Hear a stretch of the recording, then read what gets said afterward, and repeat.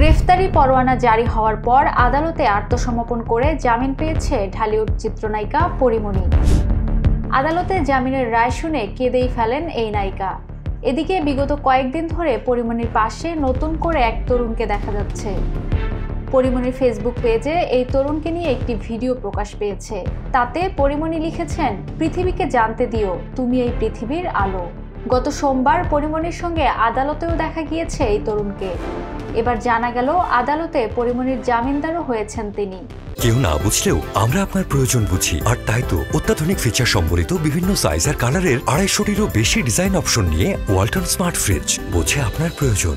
পরীমনির জামিনদার হওয়া তরুণ শোবিজ অঙ্গনের বেশ পরিচিত মুখ। তিনি সঙ্গীতশিল্পী শেখ সাদী খান।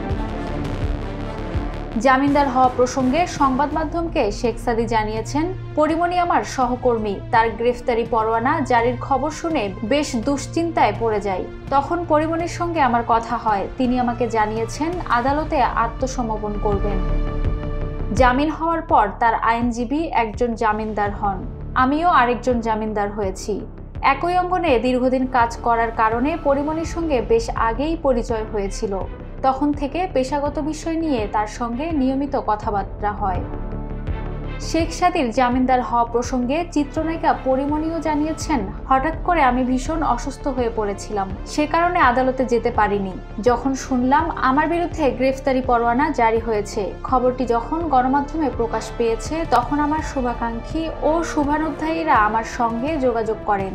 এমন পরিস্থিতিতে আমার বন্ধু-বান্ধবেরা আমাকে সাহস জুগিয়েছে। শেখ সাদীও আমার সহকর্মী। গতকাল আদালতে শুনানির সময় সে ছিল। জামিন পাওয়ার পর আইনজীবী জামিনদারের পাশাপাশি স্থানীয় একজন জামিনদারেরও প্রয়োজন হয়।